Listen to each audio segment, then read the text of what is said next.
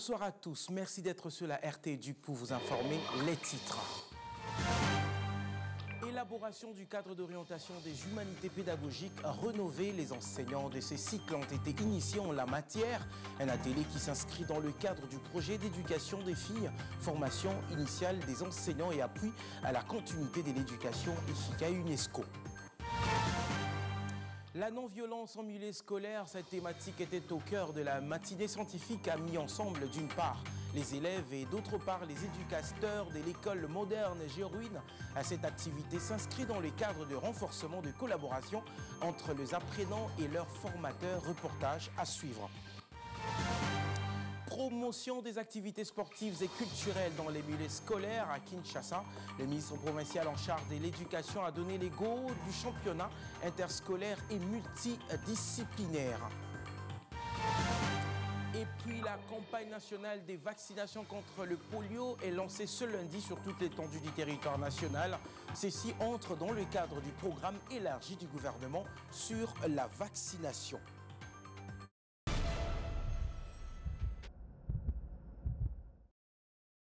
Mesdames et messieurs, bonsoir et bienvenue si vous nous rejoignez. Ouvrons ce journal dans le Congo central. Les acteurs de l'éducation étaient à l'école du savoir. Leur formation a porté sur l'élaboration du cadre d'orientation des humanités pédagogiques rénové, organisé par l'UNESCO en collaboration avec DIFOR BG. Cet atelier s'inscrit dans le cadre du projet d'éducation des filles, formation initiale des enseignants et appui à la continuité de l'éducation. Regardez. Lancement en Banzangungu dans la province éducationnelle du Congo central 2 de l'atelier d'élaboration du cadre d'orientation des humanités pédagogiques rénové organisé dans le cadre du projet efficace UNESCO en collaboration avec la DIFOR BG. Nous sommes donc réunis ici aujourd'hui pour examiner, enrichir et stabiliser les premiers drafts du cadre de référence des humanités pédagogiques rénovées en RD Congo. Ce document important qui sera le fruit de nombreuses heures de travail, de réflexion et de collaboration entre experts et enseignants ainsi que les décideurs. Vos expertises diverses et vos perspectives uniques contribueront à façonner un cadre de référence pertinent qui servira de guide pour les différents acteurs impliqués dans la réforme de la formation initiale des enseignants de notre beau pays. Cet atelier vise à stabiliser les documents du cadre d'orientation des humanités pédagogiques rénovés en RDC, notamment par la prise en compte de remarques et observations formulées par les experts internationaux du Bureau international de l'éducation et également la prise en compte de thèmes transversaux dont le genre et l'inclusion qui font partie des indicateurs importants du système éducatif. Nous nous réunissons maintenant à cet atelier pour regarder de manière, je dirais, très approfondie tout ce qu'on a fait. Donc on aura aussi du temps à consacrer pour voir à quelle mesure notre cadre peut prendre en charge quelques thématiques transversales, notamment l'inclusion qui reste une préoccupation très importante dans le système éducatif congolais et le genre qui est même un des indicateurs importants de cette intervention. La réforme des humanités pédagogiques en RDC est l'une des réponses qui contribuera à l'amélioration de la qualité des apprentissages pour répondre aux objectifs de développement durable, dont ceux dédiés à l'éducation. Je l'ai dit au titre, les élèves et éducateurs de la grande école moderne Géruine, située au quartier Mitendi dans la commune de Mongafula, ont été outillés le week-end dernier par Fanny Kamweni, coordonnatrice d'EVAPEV sur la non-violence en milieu scolaire, une activité qui s'inscrit dans le cadre de renforcement de collaboration entre les apprenants et leurs formateurs. Reportage de Lydie Malé.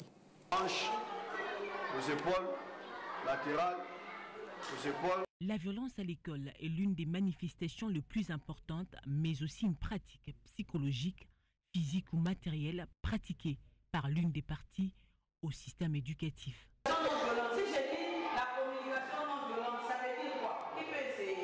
En vue d'une sensibilisation sur la non-violence en milieu scolaire, il a plu au numéro 1 d'Évangile actif auprès des personnes vulnérables, Fanny Kamweni, d'échanger avec les élèves ainsi que les éducateurs de la grande école moderne Géruine avec des exercices de mise en situation cadre de l'exposé sur les réseaux sociaux. Bravo à tous. Non violente, c'est par rapport à ce qui s'est passé la fois passée à la télé.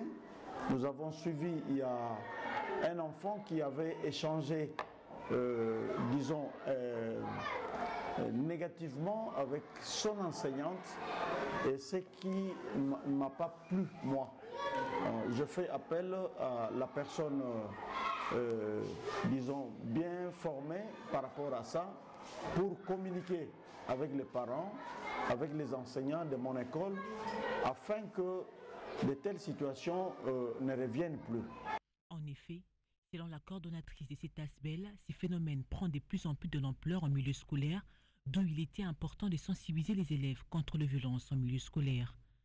Aujourd'hui, c'était une journée très importante. Nous avons passé un bon moment avec Madame Fanny, qui était passée pour nous donner une formation sur la communication non violente dans les écoles. Je pense que c'était une formation très riche en contenu et en audience. Les enfants en ont profité, nous également étant que corps enseignants. Je pense que ce genre de formations doivent vraiment à chaque fois se répéter dans les écoles. Question d'interpeller, conscientiser les enfants à ne pas faire des jeux brutaux. Les bénéficiaires qui ont pris part à cet atelier se disent très outillés. Sachez que, pour dénoncer ces pratiques, un numéro vert a été mis à la disposition des élèves. Appelez le 49 55 55. Allez, d'une école à une autre, les élèves des Joviamli High School ont été également sensibilisés au cours d'une journée scientifique à réduire tant soit peu la consommation des sucreries. Thème choisi, l'élève congolais face au diabète sucré, Renat Masunda et Jimmy Betoko étaient sur place. Suivez. Au cours de cette conférence débat organisée ce week-end à Joviamli High School, sous le thème « L'élève congolais face au diabète sucré », les élèves de la 4e année primaire ont invité leurs camarades à opter pour une bonne hygiène alimentaire et à éviter la consommation de sucreries afin de lutter contre le diabète sucré chez les enfants en milieu scolaire tout comme ailleurs. Ce que je veux donner aux enfants, c'est de ne pas manger trop de sucre, faire du sport et manger des légumes. Occasion d'attirer l'attention des parents présents au cours de cette journée scientifique, accouplée au dépistage volontaire du taux de glycémie, à veiller sur l'alimentation de leurs enfants. Avec tout ce que nous avons appris en CE, nous avons acquis des connaissances qui vont nous permettre à encadrer nos enfants à la maison. Cette journée scientifique s'inscrit dans le cadre de la pédagogie participative selon les organisateurs. Alors aujourd'hui, l'enseignant, ce n'est plus lui qui doit amener tout à l'enfant, mais l'enfant doit être au centre de son apprentissage. Bien auparavant, les élèves de la 5e année et ceux de la 6e année primaire avaient aussi exposé sur différents sujets. Joviamli High School est une école bilingue où les enseignements sont dispensés en français et en anglais. Cette école privée, fondée en 2020 par Willy Bakonga Willima, est située au numéro 4 avenue Komoriko, quartier Basoko dans la commune d'Ngalema. Joviamli High School comprend les sections maternelle, primaire, secondaire et humanité avec comme option littéraire, pédagogie générale, commerciale et gestion et enfin scientifique. Quittant Kinshasa pour la ville de Mbuji-Mayi, Pierre Kabianda est officiellement le nouvel inspecteur principal provincial du Kasaï oriental 1. À l'issue de la remise et reprise, il promet une franche collaboration avec tous les acteurs et partenaires éducatifs pour améliorer le système éducatif dans cette région. Suivez. C'est le travail de l'État. Dans la province éducationnelle du Kasaï 1, Pierre Kabianda a pris officiellement ses fonctions comme le nouvel inspecteur principal de cette entité éducative. Après une brève et conviviale cérémonie des remises et reprises, sanctionnée par la signature d'un procès verbal, l'échange des documents et des insignes du pouvoir. Après cette étape solennelle et s'exprimant à la presse, l'inspecteur principal provincial Kabianda a rendu hommage au président Félix Tshisekedi et à la ministre d'État à l'Éducation nationale Raïssa Malou. Pierre Kabianda a rassuré de son engagement à consolider et renforcer les acquis ainsi qu'œuvrer davantage pour l'amélioration du système éducatif dans cette région en s'appuyant sur 5 principes directeurs du ministère. Et tout en vous remerciant pour votre collaboration, j'insiste, j'aimerais des bons collaborateurs. Des collaborateurs qui veulent la construction. Parce qu'on nous parle du développement économique ou développement socio-économique de notre milieu. C'est ensemble. Le nouvel inspecteur principal provincial du Kasaï 1 entend travailler dans la cohésion avec l'ensemble de la famille éducationnelle afin d'ériger un système éducatif de qualité, gage du développement de la province et vecteur de promotion de la citoyenneté active et responsable. Allez, prenons cette information à brève où Roland Kinzini prend les commandes de la province éducationnelle du Koulou 1 après la cérémonie de remise et reprise supervisée par le directeur provincial Hervé Mungueta dans une ambiance fraternelle. Roland Kinzini s'est dit touché par l'accueil lui réservé par toute l'équipe et promet un travail de qualité et acharné dans le respect des textes pour le rayonnement du système éducatif au Koulou 1. Il a également rendu hommage au président de la République Félix Tshisekedi et à la ministre d'État à l'éducation nationale Raïssa Malou pour la confiance placée en sa personne. Allez, direction la province éducationnelle du Koulou 3, Téné, le nouvel inspecteur principal provincial entrant a pris ses fonctions le week-end dernier. Il s'agit de Roger Mutombo Wamoulenji qui succède Jean-Lambert Tshiswaka. Cette cérémonie s'est déroulée en présence des agents et cadres de cette entité éducationnelle à Idiofa. Suivez. La province éducationnelle du Koulou 3 à Idiofa a maintenant un nouvel inspecteur principal provincial. Il s'agit de Roger Mutombo Wamoulenji qui a pris officiellement ses fonctions ce samedi 31 novembre. C'était à l'issue d'une cérémonie solennelle de remise et reprise intervenue entre l'inspecteur principal provincial sortant Jean-Lambert Tshiswaka. Il y a eu un tête-à-tête entre les deux personnalités. Il était question pour l'inspecteur sortant de briefer son successeur sur les différents dossiers qu'il a gérés durant son temps. Je ne veux pas revenir sur le travail de l'inspecteur en général. Tous nous savons que c'est à quoi nous devons nous atteler. Mais je voudrais solliciter de la part de tous et de chacun une participation active afin que nous puissions faire en sorte que le travail aille de l'avant. L'autorité attend de nous un bon rendement. Vétère, Roger Mutombo Wamoulenji a d'entrée de jeu appelé avant tout ses collaborateurs au travail. Nous sommes très contents, c'est le travail de l'État. Nous le faisons d'une façon rotative. Il est venu qu'il soit avec nous. Cette terre va appartenir au nouveau IPP parce que quand nous prenons Josué 1-3, Dieu nous demande que partout nous allons fourrer les pieds, les plantes de nos pieds, on va nous donner ça en possession. Donc cette terre ici maintenant est pour l'IPP. L'assistance, quant à elle, n'a pas manqué de donner ses impressions quant à l'organisation de cette cérémonie à grande portée. Cette cérémonie de remise et reprise s'est déroulée dans une ambiance chaleureuse et conviviale. Et puis, les directeurs provinciaux de la Dinakopé Sankuru 1, Jean-Denis Ikala, était face au chef d'antenne et chef de bureau de sa juridiction le week-end dernier en présence des autorités, partenaires éducatifs, l'intersyndicale ainsi que de la presse officielle pour une séance de travail. Anthony Chamba pour ce reportage. Plusieurs points étaient au centre de ces échanges, dont la restitution du dernier atelier d'évaluation de la Dinakop sur le retour aux fondamentaux tenu récemment à Kinshasa par les directeurs nationaux. Parmi les points traités aussi, quelques urgences pour le traitement des mises à jour des dossiers ainsi que le contrôle administratif et financier attendu par la délégation de Kinshasa. Dans cet extrait, Jean-Denis Ikala revient sur le contrôle des dossiers effectués lors du récent atelier de Kinshasa. Vous appelez à Kinshasa et vous avez suivi les contenus. Pourquoi vous appelez à Kinshasa? Une séance de travail. Et ensuite, pour notre propre contrôle, celui de passé, et vous aussi les chefs d'antenne. Je crois que j'avais accompagné les documents de certains d'entre vous ici. J'ai même la liste. Et je suis allé présenter ces documents. Moi-même, j'ai suivi ces contrôles. J'ai présenté les documents de passé. Que ce soit passé, que ce soit moi, nous avons eu des bons documents, sans problème. Les documents des chefs d'antenne, là où il se posait des problèmes.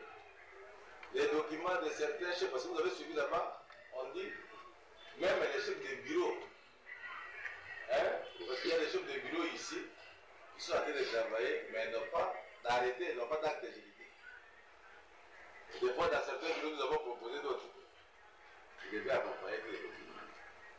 Il convient de préciser que durant cette rencontre, les chefs d'antenne, les assistants, ainsi que le directeur provincial Jean-Denis Kala se sont exprimés en ce qui les concerne pour faire avancer le service. D'un chapitre à un autre, promotion des activités sportives et culturelles dans les milieux scolaires à Kinshasa. Le ministre provincial en charge de l'éducation a donné le go du championnat interscolaire et multidisciplinaire. Pour Jeannot Canon, le sport et la culture sont des moyens de rassemblement et de transmission des valeurs citoyennes aux jeunes. Province éducationnelle de la Tchangou, cadre choisi pour le lancement du championnat interscolaire multidisciplinaire.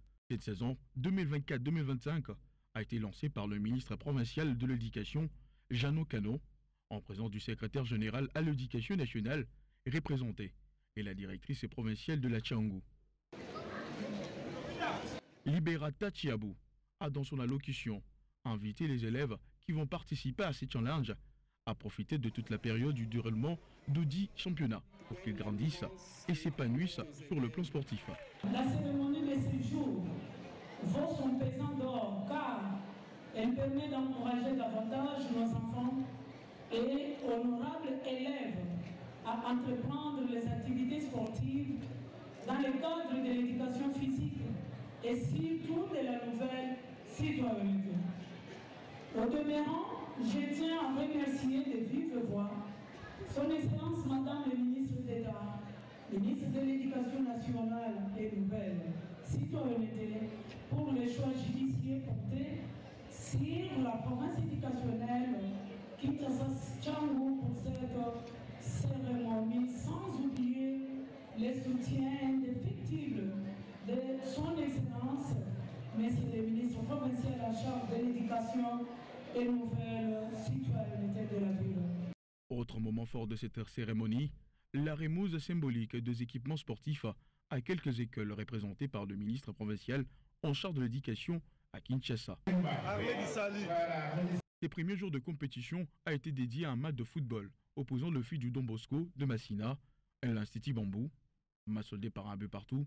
La journée a été animée également par une partie de judo avec les élèves du Don Bosco. Toujours en forme au point sur le plan sanitaire. Allez, faisons encore un petit retour à l'intérieur du pays. Cette fois, direction le Haut-Katanga, où le tournoi interscolaire multidisciplinaire a été également lancé par le prophète Joseph Mounkey, une initiative qui vise à promouvoir l'esprit créatif dans le chef des élèves. Suivez. Lancement officiel ce 29 novembre 2024 du tournoi interscolaire multidisciplinaire dans la province éducationnelle du Haut-Katanga 1. Ce lancement a été fait à partir du stade Gaëtan Kakouji, situé au quartier Jolie City, dans la sous-division urbaine de l'éduc NC Lubumbashi 5. L'on a noté la présence de plusieurs autorités de cette province éducationnelle, dont le directeur provincial, l'honorable Joseph Mounkea Otiende, l'inspecteur principal provincial, M. Nicolas Nyangebizi, le DIPROCOP et le DIPROCERNI. Dans son mot, le prophète Joseph Mounkea a circonscrit le cadre et révélé l'objectif visé par cette organisation. Retenez que ce tournoi est une occasion pour vous de mettre en évidence vos talents et repousser vos limites et peurs. Puisse ce tournoi constituer une occasion pour vous d'apprendre à relever les défis, de grandir et de vous épanouir tant mentalement que physiquement. Repartez de ce tournoi avec des souvenirs inoubliables, de nouvelles amitiés et un sentiment de fierté pour vos réalisations. Lançant ce tournoi, au nom du ministre provincial en charge de l'éducation et jeunesse empêchée, M. Alain Makanda a appelé les équipes en compétition à plus de fair play. J'invite donc tous les compétiteurs et élèves à l'esprit du fair play, de faire preuve de discipline, d'abnégation et de sportivité dans le jeu, ainsi que le meilleur puisse l'emporter. A signalé que pour la province éducationnelle du Haut-Katanga 1, seuls le football et le basketball sont retenus comme discipline de ce tournoi. Le premier match a mis aux prises l'équipe du complexe scolaire Sindabouya, école de la sous-division Lubumbashi 3, à celle du complexe scolaire Mouinentanda de la sous-division Lubumbashi 2. Score final, un but partout. Tout à fait autre chose, la première édition du Salon de la liberté financière congolaise, SALFIC en sigle, a vécu ce week-end dans la salle de conférence du ministère des Affaires étrangères de Kinshasa. Devant plusieurs jeunes entrepreneurs congolais, les différents intervenants ont encouragé ces startups à continuer d'évoluer en réseau, voie par excellence, pour connaître un succès dans leur business. Cette activité de la société Equity Smart SARL a été organisée sous le haut patronage de l'ONG Les Amis du Congo Suisse en collaboration avec l'ambassade des Suisses en République démocratique du Congo. Images et commentaires. Pleine comme un œuf, la salle de conférence du ministère des Affaires étrangères a vibré ce week-end au rythme de la première édition du Salon de la liberté financière congolaise, SALFIC, organisé à l'intention de jeunes entrepreneurs venus des différents coins de la capitale. Ce salon vise à accompagner le jeune dans la logique de l'entrepreneuriat collectif, à les doter des connaissances nécessaires pour améliorer leurs idées, de lancer leurs propres projets, de bien les gérer et de les développer. Alors, au travers des salons, vous avez l'opportunité d'accéder aux informations relatives au financement de votre projet. Passer un rendez-vous du donner et du recevoir. Il y a de ceux-là qui ont des bons projets, mais qui restent une lettre morte parce qu'ils ne savent pas par où ils peuvent passer.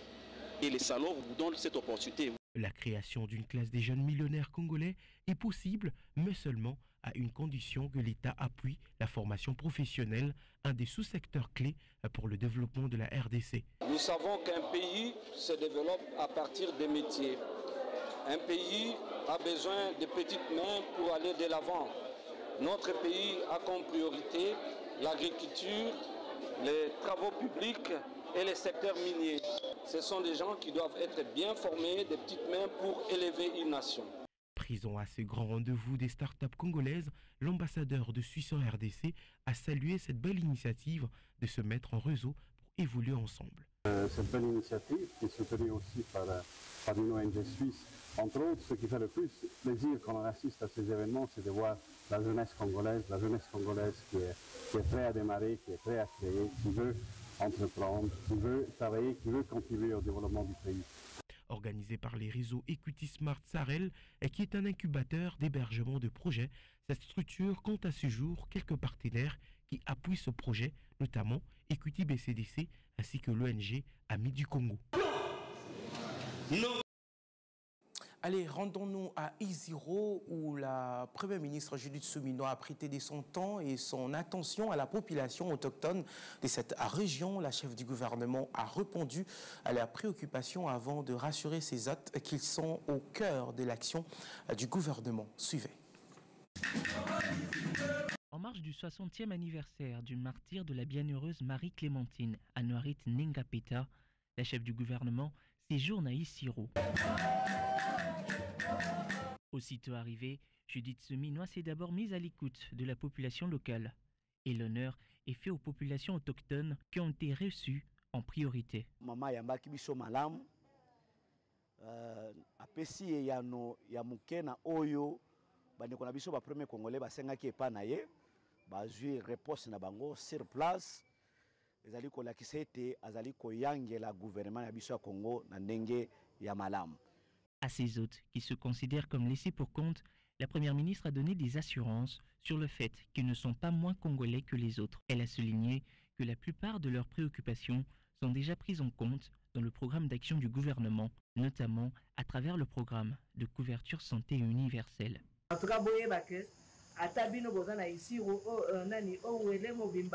ezande souci na biso ya Kinshasa ezaka rateke biso to kitaka batapote tuna na bino pe ba problème na bino pe tozo kanisa ngo tozo tala ndenge tozo bongisa malembe to kokoba.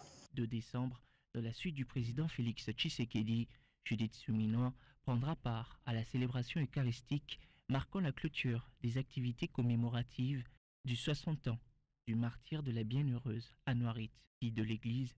Judith Suminwa avait promis à la conférence épiscopale du Congo de faire le déplacement d'Isiro pour ce grand événement. La Première ministre avait alors décidé de la mise en place d'une commission gouvernement Cinco pour assurer la bonne organisation de toutes les activités marquant la clôture de l'année jubilaire dédiée à la bienheureuse Anouari.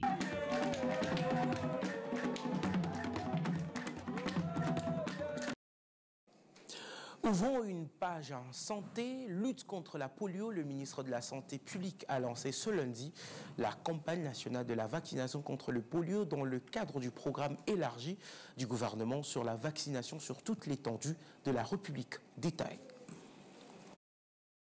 2 gouttes de vaccin.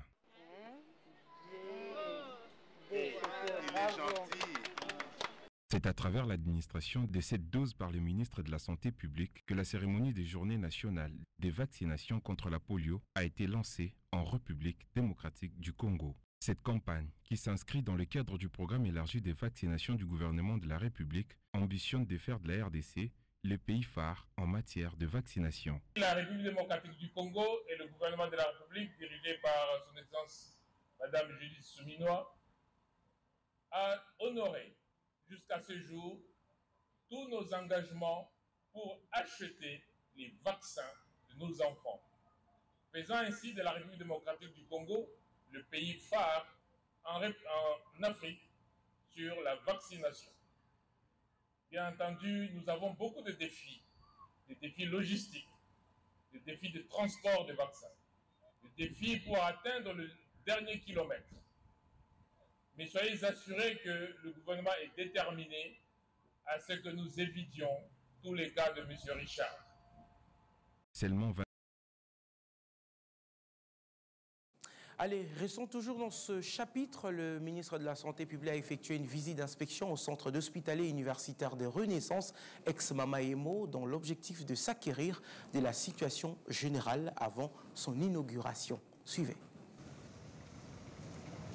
Situé à Nairobi, l'hôpital Arakan est devenu une destination privilégiée pour le soin de santé en Afrique. Fondé en 1956 par l'Arakan Development Network, cet établissement de santé de renommée internationale offre des services médicaux de haute qualité, attirant chaque année des milliers d'Africains à la recherche des traitements spécialisés. Avec une capacité d'accueil impressionnante de 700 000 patients par an et plus de 300 lits, l'hôpital est équipé de technologies modernes. Son laboratoire peut analyser jusqu'à 3000 échantillons par jour, y compris des tests ADN, garantissant ainsi un diagnostic rapide et précis pour les patients. The science is not originating from us. Comme Arakan, il est en train vraiment de promouvoir la recherche pour pouvoir traiter notre population africaine. Investing ourselves into research and new knowledge. L'hôpital se distingue par ses spécialités variées, notamment en cardiologie, neurologie et oncologie. Il est l'un des rares établissements en Afrique à réaliser des greffes des moelles épinières, utilisant des équipements avancés comme le scanner PET pour une détection rapide des maladies, ce qui renforce sa réputation en tant que centre de référence pour des soins complexes.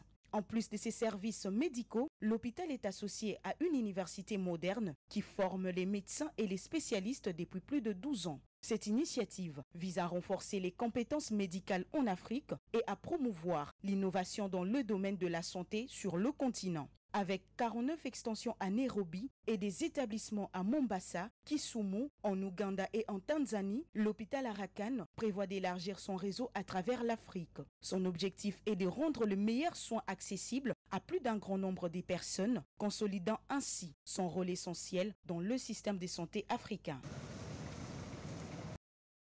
Allez, vous venez là donc de suivre l'hôpital d'Arakan, de l'hôpital université au Kenya. Mesdames et messieurs, c'est la fin de ce journal. Merci de l'avoir suivi. Bon, sur les programmes sur la RT Duc. Au revoir.